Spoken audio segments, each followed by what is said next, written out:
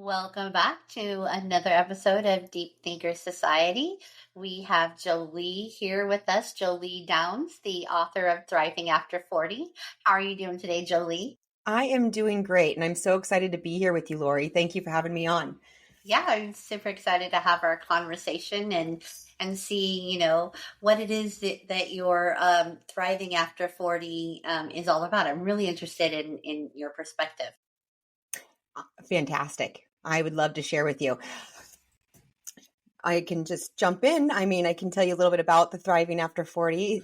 So this was started as a podcast. And when the pandemic hit, I am a recruiter. I am a partner with Paradigm Staffing. It's a recruiting firm that specializes in public relations, marketing, communications. And as we all know, when the pandemic hit, there wasn't a lot of hiring happening. So my business was definitely flat at that time. And there was just so much turmoil that I just kept thinking about, well, how can I help? How can I make a difference right now? What can I do? And I thought to myself, well, this is a great time to write the book that I'd always been wanting to write. But when I sat down and thought about this process of writing a book, I knew it was going to take a really long time, take a lot of interviews, and that wasn't going to help immediately. So I decided to turn those interviews into a podcast. And that way, these stories, anyone who's listening, they could help right then and there. Maybe someone could feel a little connection, a little understood, learn a little lesson. And that's how it started. And I began talking to people who were over the age of 40, which I'll give a caveat, I am passionate about, because as a recruiter, I've experienced this phenomena of a tapering off of desire, if you will. The more experience people gain, there's a little bit more of a difficulty in finding some of those new roles, because, as you move up through the ranks, there's less opportunity, more competition. And what I've found is a lot of hiring managers, even though people who have a lot of experience will be great at the manager or director level and can absolutely rock that position, and that's what they want, a lot of times the hiring manager might have less experience and they feel a little hesitant to bring on someone more, or it's a younger culture and they think the culture is not, I don't know. I just know that this happens fairly often. So I really wanted to focus on people who were over the age of 40 who were thriving, and whether that was on the corporate ladder or off the corporate ladder, they jumped off and were doing their own thing. I wanted to know, how did they get there? What did they do to get in a position where they felt as if they were thriving, where they felt so good about their life, they wouldn't want anything to change, if they were on the corporate ladder or not. So that's kind of what I was talking to people about, their personal stories. So your takeaway from that is how they became successful? Yeah. Well, what did they do to continue that thriving, right? How did they continue to climb that corporate ladder? Or if they jumped off the corporate ladder, how did they build a thriving business when you're trying, you're doing something completely different or you're making changes? But we also covered the big challenges in life. Like how did you get over these big challenges when they come in and knock you off your ramp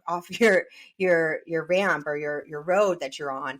How did you deal with these things? So it was fascinating. It started off with really wanting to talk about how ageism is impacting our community and our world, but it really turned into learning about these stories, the arc of the story, if you will, like all the things that they went through to get from here to here, and those ups and downs and what they learned from them. And it turned into something different because it really became clear to me that as I was evaluating these stories, because I wasn't just talking to these people, afterwards I would listen to them, I would take notes, I would write an ending, I would try to pull what can we learn from this conversation, right? And I would write an ending.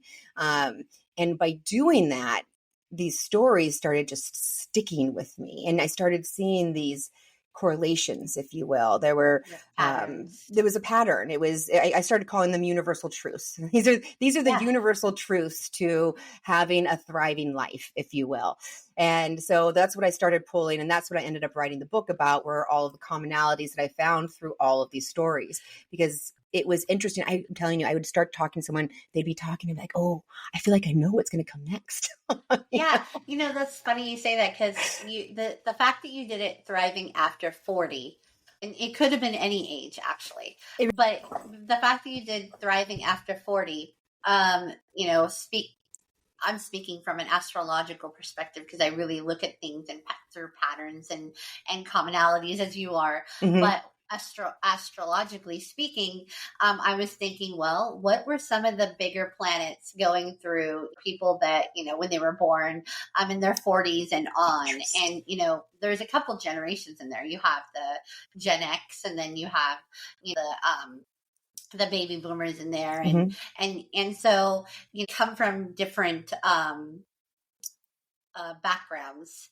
And then you also have the era that we were going through. Mm-hmm. So a lot of generational trauma coming from times of struggle to wanting to succeed to please the parents, or wanting to, like, for example, the baby boomers wanted to succeed because they had to, they needed to survive, but their children instead, needed to serve, had the generational trauma, but needed that feeling of like people pleasing and succeeding and being on top of, and now we're in a new era where really don't seem to care the same way. It's true story. It's the trickle down is really interesting. So the thriving after 40, what were some of the commonalities that you noticed? Oh, I'll show you. But I thought that's fascinating. I didn't realize that there's a commonality of certain planets within certain amount of, so that's really interesting to me. Thank you for sharing that. I want to look into that. Pluto is a slow moving planet. It's the slowest moving planet, and it affects electives in certain generations. So then, so Uranus, which is the planet of change. Pluto is, as we were talking offline about Scorpios. Pluto is Scorpio, rules Scorpio, and so they're the transformative era. Uranus is a slow-moving planet. It's not as slow as Pluto, but it's pretty darn slow, and it's the planet of change, but it's ruled by Aquarius, which is kind of where we are now in the age of Aquarius. So they're the geniuses and the rebels of the zodiac. We will see rebellion, and we will see that kind of thing. And they really make an interesting combination. And when you look through history, and you can use astrology and go way back in history, and you see like where the generational trauma comes through, and then you see the evolution of things, and then you see where we are today. And we are going through this quickening, this speeding of, evolutionary, and Uranus has a lot to do with it. And the age of Aquarius has a lot to do with it. And, we're in for it. Very interesting. Thank you for sharing that. I'm going to look into that a little bit more. I wasn't aware of some of this. So thinking back about your book, what were some of those patterns that you've seen? So one of the first ones that really became very clear, and I think this is vital, successful, thriving people, they define what success means to them. And this is really important because so many of us out there are just living someone else's definition of success, or someone else's version of success, if you will. And I think this is because really, we're asked what we want to be, what we want to do when we're younger in life, right? When most of us don't really know, but maybe we'll pick something and maybe we'll pick something based on our interest, but maybe we'll pick something based off our family or our friends or the media or a TV show you watched or something, you make these choices and then you just start moving forward in life, right? And then what I find is that so many of us, once we start moving forward in life, we become reactive. Life just gets really busy and we just start reacting to what's put in front of us, just doing our best to exist, trying to make it through. And somewhere along the way, we stop asking ourselves, is this what I really want? Not based on what other people want or what other people think, but solely based on your own wants and needs. Right. And so that really is a first step. It's defining, what does success mean to you? What does that look like? What would be your ideal life? What would you be doing for your work? What would you be doing for your joy? What would your relationships look like? Where would you be living? This is really important. So thriving people, they create this vision for themselves in their mind first, and then they go after it and build it. So once you figure that out, which is really spending some time with yourself and stripping away, everyone else's opinions and needs until you get to yours.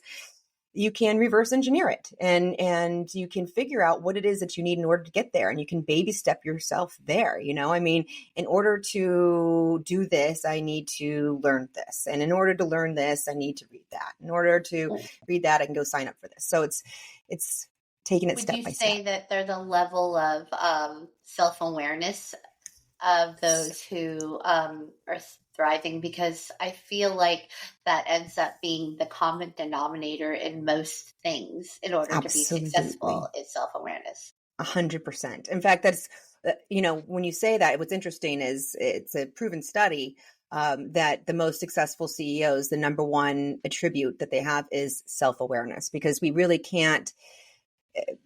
cannot keep becoming better people. We cannot keep bettering ourselves if we don't have that self-awareness. Even So Steve Jobs is quoted as receiving the book of Yogi Gandha, who wrote the book on self-realization. And as I read a book recently on the life of the Yogi Gandha, it shows how his book on self-realization, which is basically his life story, is passed on. It's gifted on amongst very successul people. yes, They point out how this person gave this person the book and then their life changed. And so I having a place of purpose, once you realize that you're so much more than what you are, is like a driving point for people who are successful. It's not just about, I mean, some people are fortunate, they go into it materialistic and maybe they have money, growing up, and it kind of snowballs, but their life isn't as thriving in the same way. exactly. It doesn't mean just because you have money does not mean you are thriving. Yeah. And just because you have money does not mean you are successful. It really depends on, are you living the life that you're supposed to be, that you're meant to be living internally? Yep. And that's only In something you can alignment, answer. right? Yeah, in alignment. And that's the only thing, you can only answer that yourself, and you can only do that if you have the self-awareness. So yes, it absolutely all leads back. And I love that you brought that up, because I just found out that I'm pretty sure it was Steve Jobs who, well, his family at his funeral gave everyone who came that book, Yeah, right? because Yeah. he was given that book. Yes. And that is what he felt made him successful. Well, Yeah. one of the things that made him successful, and exactly, they gave it to all Yeah. the people that came to the funeral. Which is another commonality, right? Being proactive about what you feed your mind. And that's incredibly important, especially in this day and age when we're just being fed things right and left without our permission. Okay. It's just getting stuffed at us. So it's really important that we proactively feed our minds in the best way possible by actually looking for things that are going to help our brains expand, help us grow, help us become better people. And so this is a great example of a book that anyone can go out and buy and make a positive difference in their life. Absolutely. And along with that, you know how you said expand your minds, talking about expanding our minds and self-awareness and being successful. And those two topics, mindfulness and self-awareness, are my key thriving point, because I want people to become mindful so that they could stop and notice when they react instead of respond, and give them the tools on how to do that, and then recognize by being mindful what it is was triggered within them that maybe they need to heal and shift away from no longer doing in order to make them successful as Absolutely. well. So what do you suggest people do when they get triggered? What's your 1, 2, 3 that you give them? So stop, first of all. Well, Mm-hmm.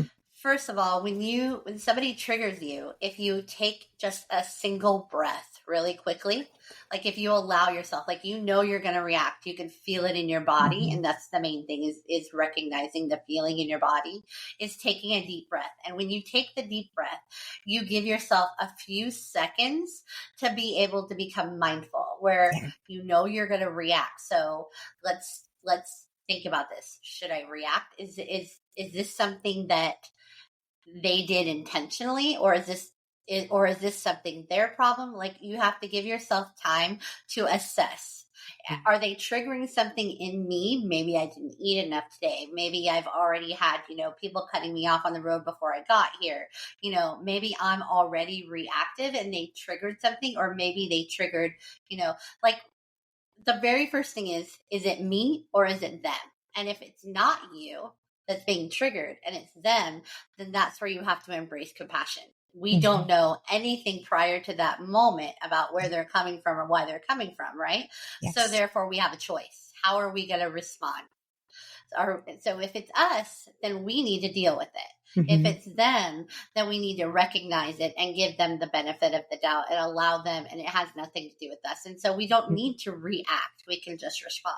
So that first breath gives us time to think, and then we could have enough time to choose how we're going to respond. We might not always make the right decision, but that's the start of mindfulness. Exactly. It's becoming aware before we react. And I'm a mom. I'm in my, I'm past my 40s. I've had my moods and I have had my share of reacting, but I'm at a stage in life where I'm much more mindful.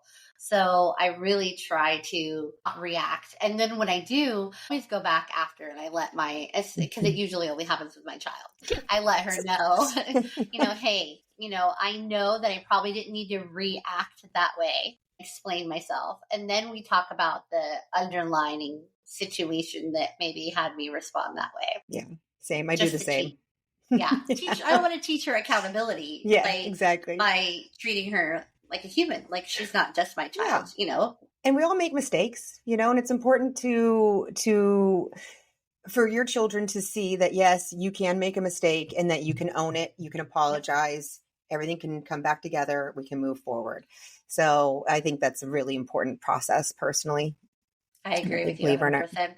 But we could take that out into life, because there are times where, people we don't even know will trigger us. And how are we going to respond? At a concert a few weeks ago, and these ladies in the front row were a little tipsy. And one kept stepping on my toes. And I was getting so irritated because I was trying to enjoy myself.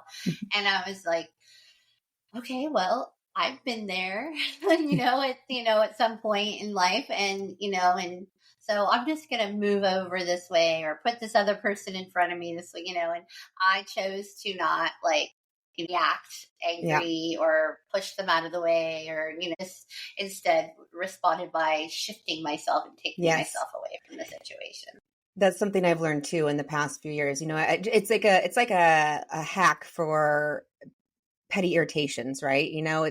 It's all those little things that happen that get you a little riled up and irritated in the moment. I've learned to do exactly what you're saying, take that moment, take a breath.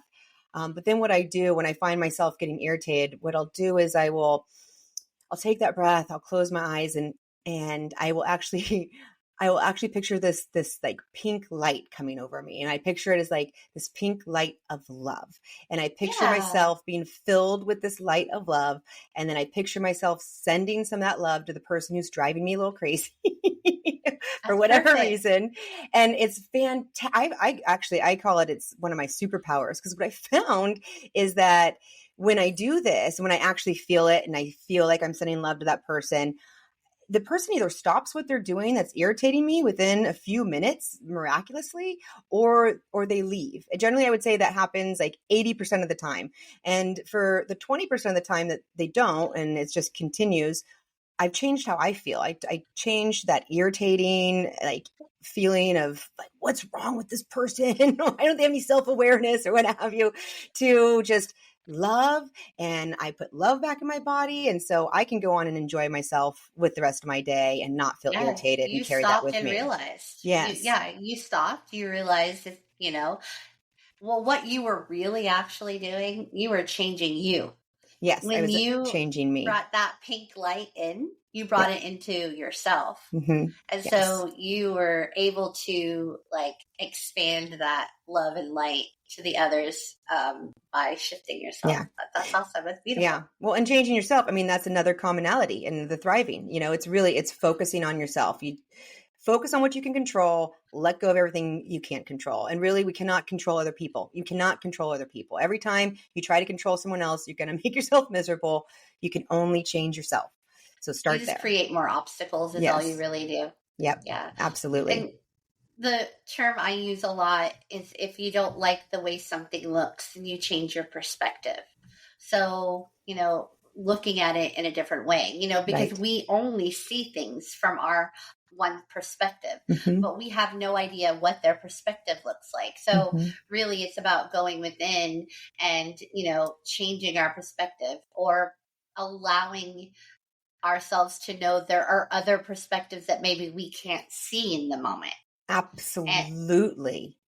Yeah, that's actually a really big one as well. I mean, when I call the thrive 5 to thrive, that's number 2 is the mindset shift, which the mindset shift takes a lot of different levels, right?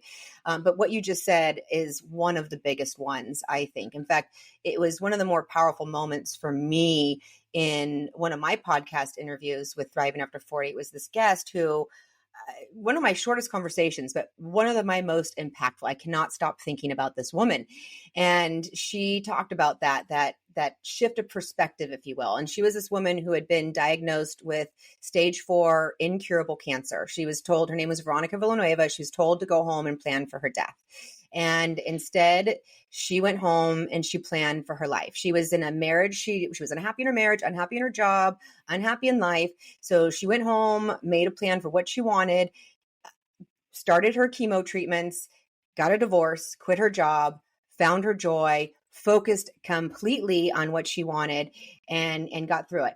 And she's still alive to this day, like 9 years later. But it's what she said to me after going through this experience. She told me, she's like, this is how I got through it, Jolie. This is what I decided. I decided that nothing that is put in front of me, it can be an awful thing. I changed my belief system. I actually shifted my belief system so that anything that's put in front of me, that even if it's horrible and difficult, I decided that it could not be awful. It was actually a gift. It was just a gift in really ugly wrapping paper.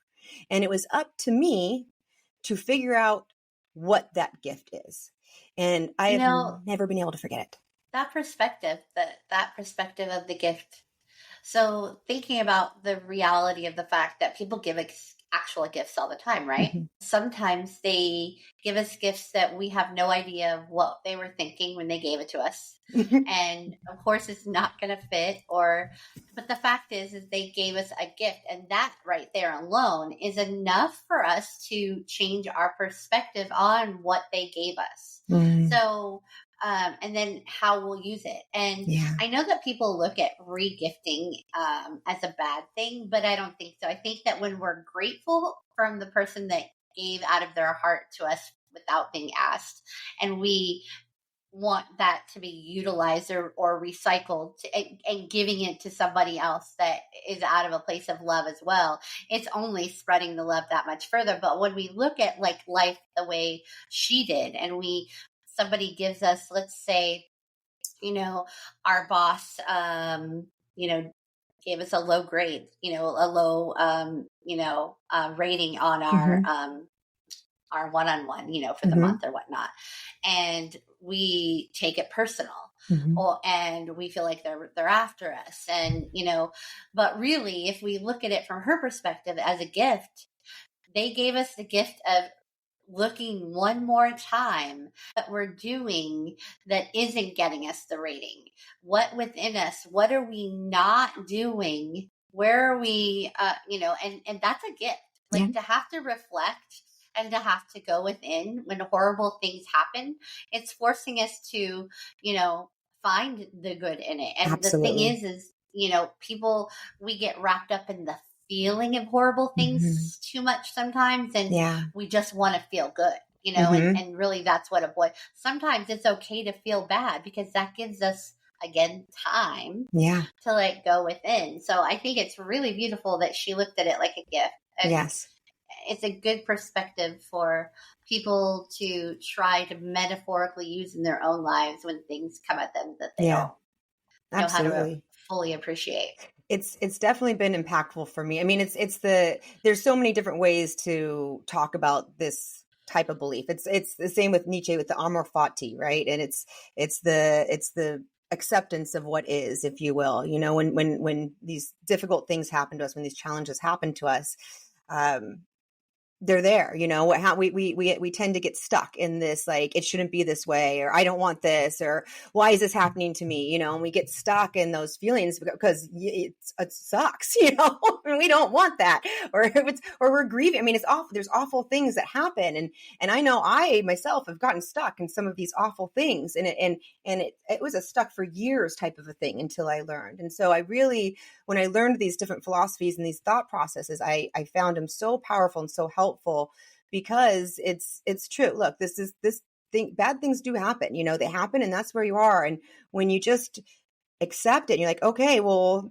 this really sucks, but this is where I am. This is where I am right now. This is what's happening.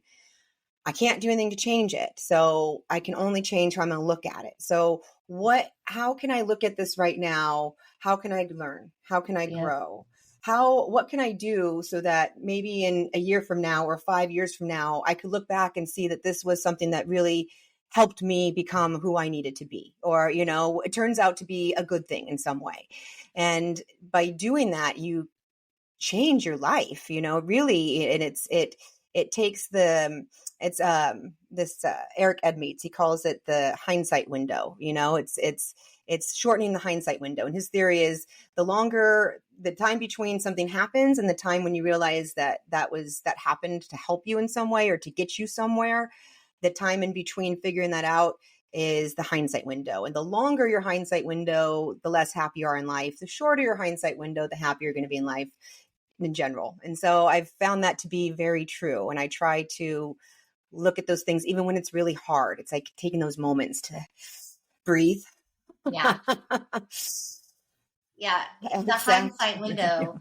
So the cool thing about that is, as you were talking about that, and I was imagining, having blocks and barriers, a lot of times in my work that I do with my clients, an astrology reading or what, and we see patterns, and I tell them, I'm going to tell you, has this, and that, have these things been happening? Oh yeah. And they'll talk about their blocks in the past. Right. And they'll say, well, what I noticed coming on is that you could either deal with it this way, or the universe is going to force you to deal with it this way. And so therefore you either notice the patterns and choose to actively change it, or it's only going to continue and it will just never stop. And then sometimes they will even be so grand, sometimes people have to really get hurt, or you have to really hit bottom, in order for, the universe to get the message across to you. But if you take the time instead to be mindful and stop and reflect when you get triggered, or become aware of your patterns, and choose to do something about it, you won't get knocked over. When the universe comes along and says, why aren't you listening to me? I learned that really early on when I was, I always wanted to be successful. Like, it was my drive to, always move up the ladder. And I worked in childcare. My first job was at 17 as a camp counselor, and then I went right into the latchkey. And before I was even 21, I was running a program, and I was with the same company that entire time, but I think I was supposed to be doing something different, and I wasn't listening to the universe. And they kept putting like people in my path, like my bosses in my path that were outlandishly hard. Like it wasn't even as it might even just been a clash, of like young and older, right? Or experience or whatnot. And, but when I didn't listen to the universe, then I got let go. And that was devastating. And then it happened again in another job. I picked up a job just to have a job, not because it was what I wanted to do. And same exact thing happened. And I started seeing these patterns, and it was hard on the ego, because I've always been the one that wants to just climb, right? And do the very best. And eventually I realized that when I push past things that aren't meant to happen, when I want them to happen, but they're not meant to, it isn't really what I want. It's what I think I want. Right. Yes. Then the universe is like, nope, sorry. Nope. It swats me over like fly. And so I try to use metaphors a lot when I talk with my clients because they're relatable, but and maybe planting seeds so that when they go, think back, Mm-hmm. oh, this did happen to me before like this, or this did happen to me before, like, you know what I mean? Give them Mm-hmm. things to ponder. No, you're absolutely right. And that was a reoccurring theme throughout the stories. It's what is it? Kensho and Satori, right? You either learn through pain or you learn through insight. And if you don't learn through insight, then the universe comes along with the pain and reshuffles everything up. And that's what happened through all these stories. It was either a person figured it out through insight or the universe came in and just knocked them off, shook up everything, and it was like rebuilding from the bottom up. And they would rebuild something very beautiful, because when they finally took the time. So I talked to many people who had to go through many steps. It was the same going through the cycles till they really took the time to reevaluate, do the self-awareness, do the internal time, figure out what they want, figure out what they need to go after. And then once they did, it would just, keep going up. But you're absolutely right. It's you have to take the time to figure those things out for yourself. You have to pay attention to what's going on inside of you. You need to listen to yourself. And if you don't listen to yourself, the universe is going to take it. That's so hard to do. So hard to do. We interact with so many people. It is so hard to do. Because, and I call it monkey mind. Yes. And it's because you hear your children's needs over here and you're at work in a meeting, but you have to leave early because they have an appointment. And then you hear your boss over here. And then you hear, your coworkers over here. And then you hear you hear all these voices all the time, and you walk around the grocery store with other people's voices in your head that have nothing to do with you.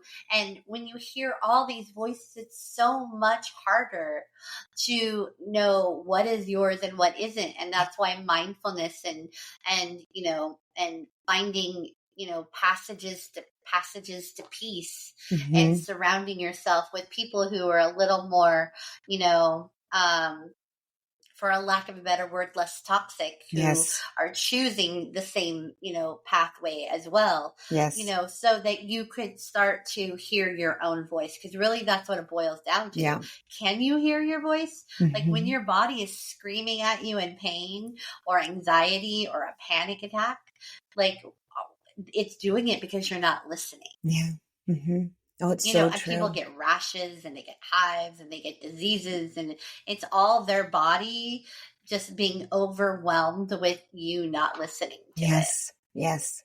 It's absolutely vital to listen to the voice inside. And like you said, it is really hard to find that voice. And I want to talk about that because a lot of us, a good majority of us have some really negative voices in our head. And a lot of us deal with imposter. Imposter syndrome is something that I'm very passionate about talking about, because for most of my life, my imposter syndrome was this voice that I believed. I thought that it knew something. I thought it was telling me something that, had this wisdom or whatever. And that's why it was telling me, and I needed to listen. And in actuality, for the sake of the audience, could you define, because maybe people define imposter syndrome differently. Could you define imposter syndrome so that they can relate a little? Yes. Imposter syndrome is that feeling of not being good enough. Really, like, to boil it down, it's feeling like you are not good enough. In fact, the CEOs have huge imposter syndrome. A CEO will be sitting in a new one, right? They'll be sitting in their big office thinking, oh my God, I don't know what I'm doing here. I'm just making this up as I go along. People are going to find me out. It's really what it is, it's the one that's telling you can't do this. You're not good enough. Who do you think you are? That's the voice that is an imposter syndrome. And what I found was so important to know is that we all have it. Everyone has this voice, and it's normal. That voice is not correct. It's just normal.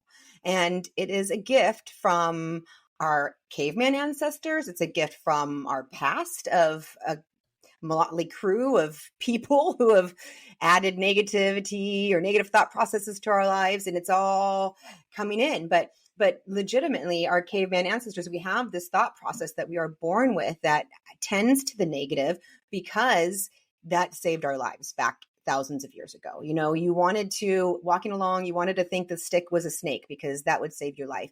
You wanted to conform and not stand out because that would save your life. But that is not the case now. These thought processes are actively hurting us. So successful, thriving people actually work to change their thought process because they know that our thoughts we have neuroplasticity. We can change our thought process. We can change the grooves in our brain by retraining it, essentially. So I learned how to retrain my brain, which is a very slow, very consistent, self-aware process. It does not happen immediately. You have to, however many years you've been thinking the way you have, it's not going to happen in like a month. You just have to keep working on it. But really, if you bring that self-awareness to your thoughts, and when you have these negative thoughts, whatever it might be, whether it's telling you can't do something, you're not good enough, who do you think you are to try this? Or maybe it's picturing the worst case scenario happening.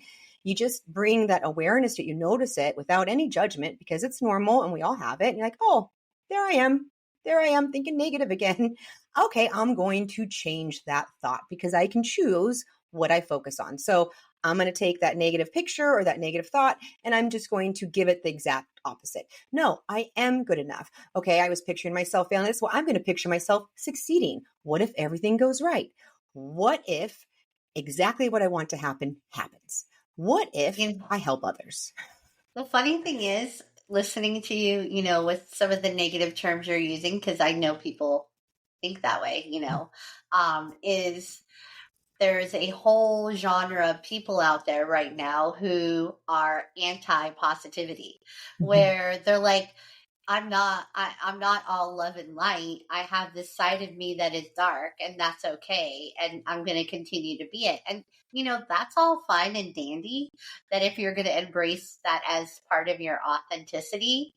But when you choose to complain about things never going right for you, when you choose to, I believe that anytime we complain about something, I really have a hard time with complaining, because complaining means that you didn't take the time to find an alternative solution. You didn't do the work that came along with making it better. And sometimes that work is about changing our perspective. Sometimes that work is, changing, the way we look at it, or the way we respond to it, or removing the people in our life who, antagonize that, So, it's okay that, you have sides of you that are a shadow, right? But when you get to the point where your patterns are repeating and repeating and repeating, and the things you want are not happening because you don't want to change some of your shadows, then that's a little bit different. So, well, it's a choice, right? We have a choice every step of the way, and we can choose to take ourselves closer to what we want or farther away from what we want. And it's about knowing what we want. And the fact of the matter is, our thought process and the way we're thinking is absolutely vital to our success in getting to where we want, because your brain literally is your supercomputer. That's what it is. That's how you need to look at it. Your brain is your supercomputer, and your self-talk and your beliefs, they are the programs that will run your brain. So if you tell yourself you're terrible at directions, you got it. You're going to be terrible directions. And if you tell yourself you never remember names, your brain says, check, never remembering names. Literally, if you argue for your limitations, then when you mentally and verbally embrace them, then you get to keep them. So, really paying attention to what you are telling yourself and what are the stories and beliefs that you've accepted that no longer serve you is really important. And the thing is maybe that works for you, and that's great, but you get to choose what you tell yourself. You get to choose what you believe. You get to choose what you accept. And it's really important to realize that, take stock of what you are thinking, believing, and decide, is that serving you? Is that helping me? Is this really what I want in my life? And know that you can change it if you don't. The other term that I find really interesting, and I hear a lot of people say it, I even hear my daughter say it, and I try to redirect her as much as I can, but I often hear people say, I hate people. Oh. And that one to me is like, I feel sad for you, because we need people to connect. And so you have to change something. If your perspective in life is, I hate people, and you might not even mean it literally. You might mean it in the moment because somebody is agitating you, right? Mm-hmm.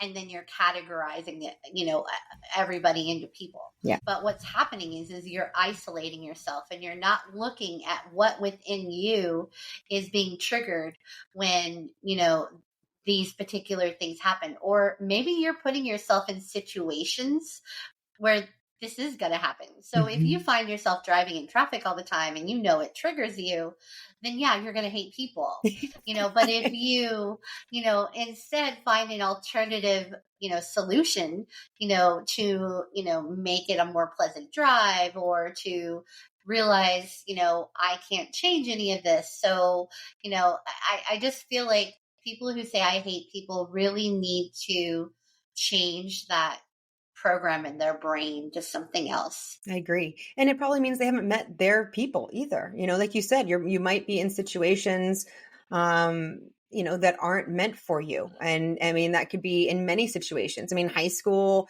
is not an easy time for many people because they are around a lot. I mean, look, you're around a lot of people who are trying to conform. And they all have hormones. Yes. And there's lots of changes. And it can be, or you could be in a job where everyone's drinking the Kool-Aid, but maybe you haven't drank the Kool-Aid, and you just feel really different. You feel other. And so finding that's where you say, I don't belong here. Yeah, I don't belong here. Exactly. Yeah. And so finding your people is a really, is also a really big part of thriving, is finding your people, finding those like-minded people. And by like-minded doesn't mean that they are exactly like you. It just means that they share something in common, they share a joy or a passion or a perspective, that connect you. It's important. I agree with that 100%. Yeah. You need to find your people. If you're realizing that what you're surrounding yourself with is so horrible that you hate people, then you're just around the wrong people. You're around the wrong people. And it's okay to eliminate those toxic people. It's okay to be like, you know what, this person is not right for me in my life. And it's okay to walk away from that. But definitely go find your right people. And if you don't know how to do that, just figure out what you like. What do you like? There's so many groups out there. There's so many groups for every little thing. Pick something you're passionate about. Find a group that meets every week and go every week, same time, same place. You're going to meet some people who like the same things you do.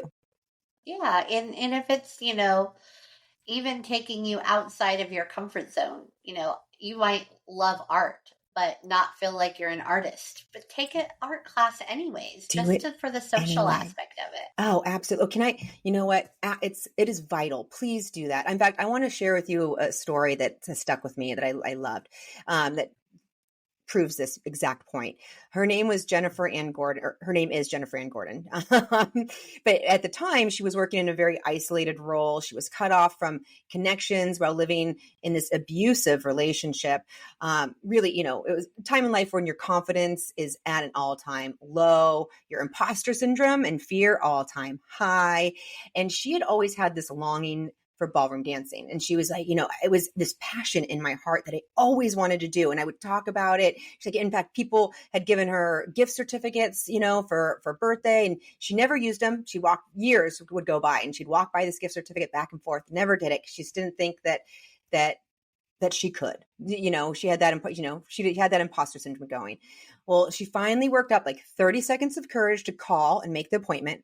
And then when she got there, she was like shaking. She wasn't going to go in. She's like, I can't do it. I can't do it. And then again, 30 seconds of courage, got herself to go in, and she ended up loving it. She loved it. And then she found that ballroom dance brought her back to where she was supposed to be, finding herself. She ended up divorcing her husband. She became an award-winning ballroom dancer. She met the love of her life through ballroom dance. And then once she stopped telling herself that she couldn't do something, she opened her life up to so much more. And she stopped telling herself, oh, I can't write. And she ended up writing, and she wrote her first book, won a Kindle Award for Best Horror Book. I mean, this is what happens when you just open yourself up to it, and just allow yourself to try. Yep. And it's okay if you don't know the way. It's okay if you go in and your brain isn't wired to it yet. You have a passion for it. You're attracted to it. So go through the process, because really, especially like with the example of art, I use art for a lot of my therapy. I do mindful art as part of my work. And I feel like people go in and they're constantly critiquing themselves because they have a perspective of what art looks like. Yeah. Right. And so art is about the process. Yes. Art is about the way you feel while you're creating, and has nothing to do with the way that you think art should look, or if you go in with an expectation. It's about the process. And so your story about her becoming a ballroom dancer, that process she went through, and I just started 3 months ago going to this like fit body boot camp, and I have up until now been very, very, very out of shape. And I noticed right away that my brain wasn't matching my body and the things that were coming really easy, to other people. But today when we were doing something, we had to do this crossover thing with our legs in the front and then the back and the front and the back. And I've seen my daughter do it in her practices for sports. And I remember thinking, oh my God, if I did that, I'm going to fall on my face. And so today when I did it, I was like, oh my God, well, I'm doing it, and I wasn't falling, I wasn't tripping. And then I realized, well, if I swing my hips a certain kind of way. And so I really like got into the motion of the front and back and fell into a pattern. And I recognized, I could tell my brain was working differently. And then the coach came over to me. She said, wow, Laura, you look like the hips don't lie, because I was, and it made me feel so good, because I realized that the more I did something, the more I used my brain in new ways, which is part of their philosophy. We literally do something different every day in different patterns and different, like one day we'll do That's great. And so I'm realizing that I went in and it's triggering my brain different every day. So here I thought I was not going to be able to do something, and then I was good at it. Yes. I had no idea. Yes. There's two, this just triggered me on two things I want to share. The first is, yes, trying anything new, it makes you uncomfortable. Okay. Like anything new is unfamiliar, and anything unfamiliar is uncomfortable. That is just a rule in life. So anytime we try something new, we're going to be uncomfortable because it's unfamiliar.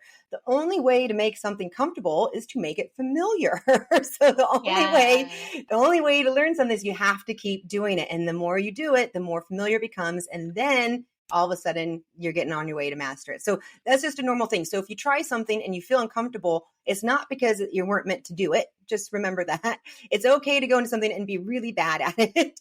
You're just in the process of making it familiar so that you become more comfortable. But the trick is not to allow things to be too familiar. So like even Joe Dispenza states that we should be doing something different all the time. Oh, I agree. In order to constantly get our mind used to resetting, so that we don't always fall back on the default mode. So agree. The trick really, and that's why I feel like this particular system, is great. I know it's great for, getting fit with our body, but I'm connecting my body with my brain by doing something different in a movement every day that makes my brain think differently every day. And if we could incorporate that method in so many other things, right? How amazing would that be for people to rewire their brain so I tell a lot of my clients, I'll say, if you drive the same exact way every day, do something different, drive a different way. When you get up in the morning, don't just run over and brush your teeth, do something different. It's Saturday morning, you usually do your chores, go out to breakfast, do something, like always try to do something different. Change it up. Yep. It makes a big difference. Yes. And then I wanted to make a comment because you were talking about the art and people feeling like, art has to be a certain way. And I had just went on a trip. I was in Paris and got to see a lot of art, a lot of art. And what was fascinating to me looking at all these different forms of art and of all kinds is it is so subjective. It is so subjective. And it was like this empowering moment for me when I realized it doesn't have to be perfect. It doesn't have to look any certain way. Art is just art. And it's like, I'm ready for it. I want to, I had been aching for it and hadn't really allowed myself. I mean, I've done some painting here and there, but I just like, no, I'm just going to go for painting. And since I've been back, I can't stop. I keep painting. And what I love about this process is as you're painting, you are making all these mistakes. You're making them like, oh, I made that. Oh, that looks terrible. All the way through. And then you finish and you take a look back and you're like, you know what? That looks pretty awesome. That's pretty, even though there's all these mistakes in it, it's not perfect, but look what I just did. And I had this epiphany. It's like, that's just like life, right? That's what we're doing with life. We're making all these little mistakes. And in the moment we're like, oh, I can't believe I made that. But when you take that step back, all those mistakes, it's so beautiful. You said it's just life. And so that triggered a thought for me because my daughter has a new friend in school, and I went to drop her off at the new friend's house, but the mom didn't want to come to the door. And I told the child, I said, well, I have to make sure there's an adult here. I want to meet, your mom before I leave my daughter here. And so she's all, okay, let me go tell her. And the mom came to the door, and she's cute, but she wasn't feeling cute. And she was kind of in her sweats. And she's, oh, I'm so sorry. She's like, I didn't want to come to the door because, and I said, you know what? This is life. Yeah. I said, I changed because I went out the door. I said, it's life. And so, she felt comfortable after that, just being herself. And that's kind of the point, is that, a lot of times when we're back on what we were talking about, perspective, when somebody, is in an ugly mood, or somebody, it's just life, like we can look at it from that perspective. They could be having a bad day. I had a bad day yesterday. It's just life, Yep.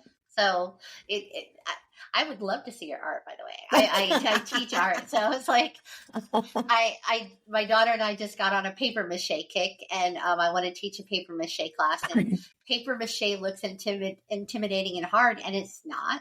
You have to use your brain in a new way. You have to think of different ways to make certain things work, but I'm super excited to teach it. And I'm going to add that to my list, some paper mache. Yeah. Yeah. I have some TikToks out there about it. You should go check it out. But I love art is the perfect example of using our brain in different ways. Yeah. Well, and it's just adding whatever you're passionate about, it's adding that. And that's another commonality. It's finding the joy and following the passion. The people who do this, they're happier in life. And actually, literally, you can give your career a boost by making yourself happier. So everyone should be, following some kind of joy. And if you're not, because there are a lot of people who aren't, they're not infusing joy into their daily life or even their weekly life, and that is absolutely vital. So whatever appeals to you, whatever it might be, whatever's pulling on your heartstrings, whether it's working out or art or maybe music or what have you, we need to listen. It's vital that we listen to that and we follow that. So it's vital that we listen to that and follow that. And it's also really interesting because, things can come from that. I've talked to countless people who just brought some joy and passion into their life for fun. It was just something they were doing for fun. And because they were doing that thing for fun, it ended up snowballing into something that is now taken over as their full career. And I've talked to countless people like that. And it's something they do on the weekend or after work. And now they're doing what they chose to do for fun and they're getting paid for it. So, but regardless if that happens, but their quality of what they're offering is higher because they're passionate about it. So even when you're in a job that you don't want to be in, you are getting paid to learn. So if you're in a job that you don't want to be in, I really, really hope that you are actively searching for something new. Right. But B, no matter what your job is, you are being paid to learn. So you have the opportunity to learn anything you possibly can. So even if you're working at McDonald's at the counter, like, what can you learn about the process? What can you learn about the transportation, about the supply chain? What can you learn about management? What can you learn about the scheduling? What can you learn about customer service? I mean, there's so many things. Take it away with you. Yes. Take it away with you and grow yourself so that the next step that you're at, you're even better. And you're just going to keep doing that every step of the way. And that's the perfect perspective to take too, if you're somewhere you don't want to be. Yeah, exactly. And that's how that energy will create the next pathway, and it will impact the people around you. You'll have great references. So I also seen that you're a coach, and I know we're not too far from an end here, but I would really love it if you gave the audience maybe some of your coaching tips on, maybe how to be successful, or if you have like any main points. I know you did talk offline about some main points that you really wanted to touch at today. Yeah, well, we touched on a lot of them. I will say that one big one that we didn't touch on is helping others. That's a really big commonality of when I find people are rising in their success, there's this flip, a tipping point that takes them from doing really well to thriving. And it's when they stop asking themselves, how can I help myself? And they start asking, how can I help others? And that is a really magical moment that shifts. If I have a couple of minutes, there's a mindset practice that I would love to share, that I'm really passionate about. I call it the bucket list mindset, and a lot of people might roll their eyes. Everyone's heard about the bucket list, but I'm really, really passionate about this. My mom died from colon cancer at the age of 50. She was diagnosed at 42. She spent most of her 40s fighting the disease, and there was so much she didn't experience. And my dad died at the age of 65, literally the day after he retired. So all those plans that he'd been excited about, he never got to experience. Neither of them had a bucket list. And people always think of it as this later in life process that you do. And I want everyone here to know that the bucket list should be something that you start today if you hadn't started it years ago. It should be as an early as possible life activity and a consistent life activity. And what I want you to do is to write everything down. So I would love if you opened up your phone and you put bucket list in your notes, and every single time anything sparked any joy or interest, or even if it's a restaurant you want to go check out, or something new opening up, or a place you want to visit, or something you want to learn, you write it down, because this is what happens. We forget. And when we have some free time, we can't think about all of those things that we were thinking of or these ideas, and we end up going right back to what we always do. It's, we go back to the habit or what have you. And when you keep this list of all of these different experiences or things you want to learn, things you want to do, when you have that free time and you're able to pull it up, it will bring so much magic to your life. I can't even tell you how many amazing experiences I've had because of this list. And I would not have had it if I hadn't. Now, the second, because it's a 3-part mindset. The second part of this mindset is you use this list for things that you don't want to do.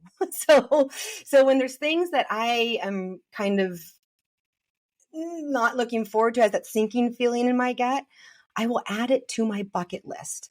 And what happens is it turns this I have to feeling into I get to feeling, right? So as an example, when I had a 5th grader, I was dreading going on this 3-mile hike. It was in the monsoon, when we're literally like monsoon wind and rain. It was insanity. And I remember I was like, I don't want to do this. I don't want to have to go on this field trip. And so I was like, you know what? I'm just going to add this to my bucket list. And I did. I added it to my bucket list, and immediately I was like, wait a minute. I get to go on a hike in the monsoon wind and rain. I mean, how many people get to take a bunch of 5th graders in the monsoon wind and rain? This is going to be an adventure. It's going to be an adventure. Or when I was nervous about presenting to my ideal client, I was feeling all this anxiety about it. And I realized, you know what? Stop feeling anxiety. I'm just going to put it on my bucket list. It's about the process. It's about this experience. I get to have this experience of presenting to my ideal client, regardless of what happens. This is awesome. And I change how I feel. So it's this great shift of energy, from to, all right, let's do this. Yeah. But my favorite part, and this is what I would love people to do. My favorite part is the 3rd part of this mindset process.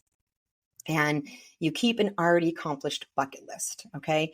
And on this list, again, a note in your phone, you add all the things that you've done in your life that someone else may not have had the honor to do, or may not have had the honor to experience. And nothing is too small for this list. Nothing is too small. And this process, when you do this, will bring an insane amount of gratitude for life and all of those little everyday things that we take for granted. You will have gratitude and appreciation just flood in. And it is amazing when you take a literal count of all of your blessings, what that does. And it will impact your life in so many different ways. And I remember having this really hard year and talking about, oh, it's this horrible, terrible, no good year. All year long, it's like, this is a horrible year. This is not liking this year. But then at the end, because I've been doing this for many, many years. And at the end of the year, I went and kind of reviewed. And every few months, I'll just add to the list. This is what I did. This is what I did. I went and looked, and it's humbling. It's humbling because even when you're going through a terrible, horrible, no good time, there are so many things that are blessings. There are so many things that you get to do that are so wonderful that we're not paying attention to, we're not giving attention to. And so this list brings that attention, and it just changes your perspective on life. It just reminds you that life is a gift, and every day is a gift. Listening to the gratitude piece and then, looking back, it's like, you're right. People need to have these experiences, write your bucket list and then try to do them, and then if you can't find any of them to do, then start writing down the ones that you have done. And then it might motivate you to, do some of your others. Because my mom passed right before COVID as well. And she moved close to us so that she could have experiences. She was watching us have all this fun, and she wanted to have that fun too. And so I agree with you 100%. Like, live your life and live it with passion. Yeah. And it's the easiest. It's such the simple way to add more joy, more passion, and gratitude and appreciation into your life. So simple. Couple notes apps in your phone, and it will make a huge, profound impact, positive impact. So that's what I hope people will do after listening to this. I love that. Yeah. I hope people do it too. I know I'm going to go do it. Good. I love it. Well, thank you so much, Jolie. This was such a refreshing and just positive conversation today. And where can people buy your book, and how can they find you on social media or get some coaching from you? Yeah, well, they can buy my book on Amazon. We've been having little issues with iBooks. It will be on iBooks shortly, but right now, Amazon. And you can find me at joliedowns.com or paradigmstaffing.com. I'm on LinkedIn. Facebook, Instagram, Jolie Downs. There's really not many. Actually, if you just type in Jolie Downs with quotation marks, you should be able to find me pretty easily.